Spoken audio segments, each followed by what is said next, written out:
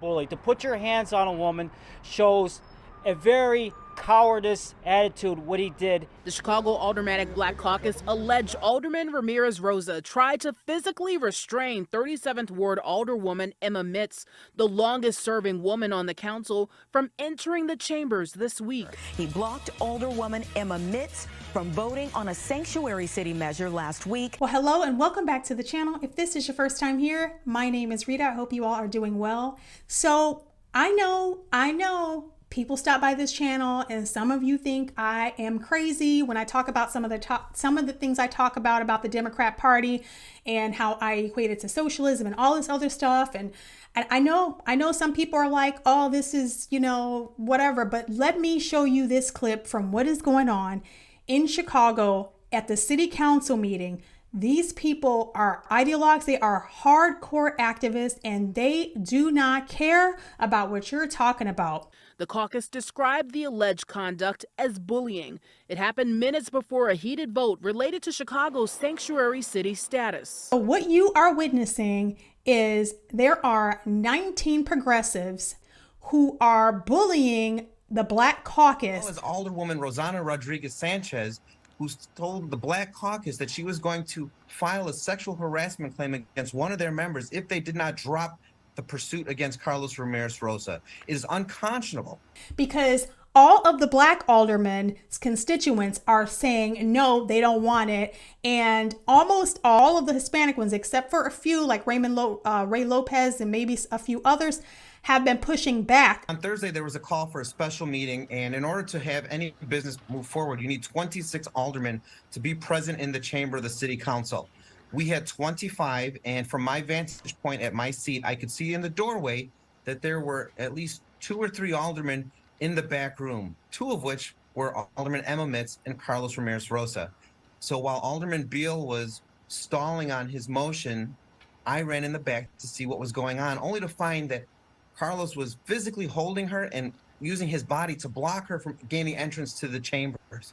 I had to wedge myself to his back, lean into him, push him forward just to try and help Emma break free. Black people are saying they don't want it, and the Hispanic people who are in office are highly progressive, and they will stop at nothing, it seems, to have Chicago continue to be a sanctuary city. This is crazy town.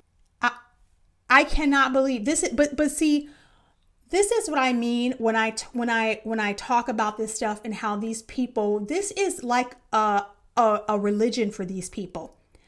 It's worse than that. It's more like a cult because they don't seem to be willing to stop at anything. I mean, if you would throw around a assault allegation as a threat, as blackmail, this is the kind of tomfoolery that you guys are dealing with in Chicago. I'm so sorry to say.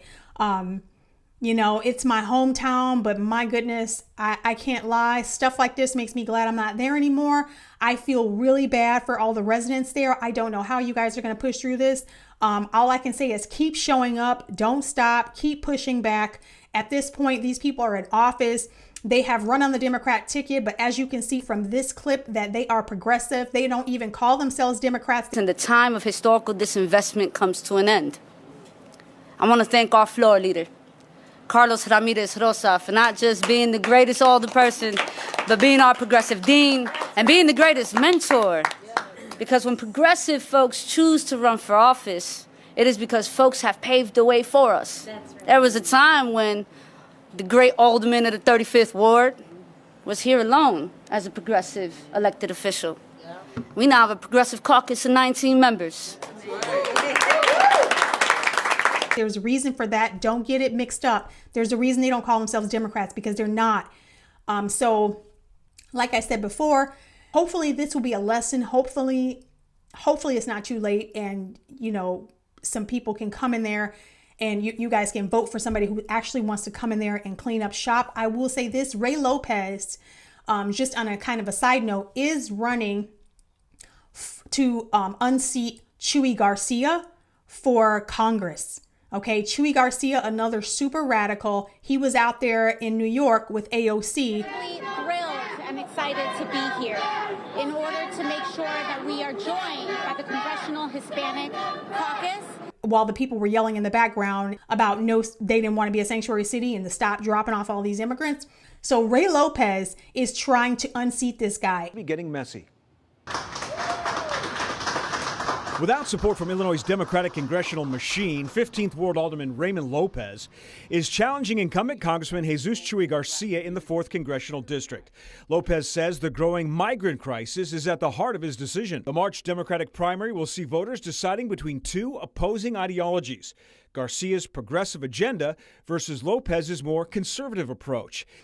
His constituents, I believe that ward, Ray Lopez's ward, is over there. If you're in the Chicago area, I think it's like back of the yards over there near Midway. And my understanding is, I think, I could be wrong, but if I'm remembering correctly, that area mostly voted for Paul Vallis. So all I'm saying is, you guys have an opportunity here. Ray Lopez, even though he's a Democrat, but he's part of the old classical Democrat. I think he has not realized that his party has left him. But anyway, get out and support Ray Lopez. Tell me what you guys think in the comments. Are you in Chicago? How are you feeling about all of this? Are you like really ticked off? It doesn't really affect you that much? Let me know in the comments your thoughts. Don't forget, like, subscribe, share, buy me a coffee. All the links in the description. Take care. Ciao. God bless.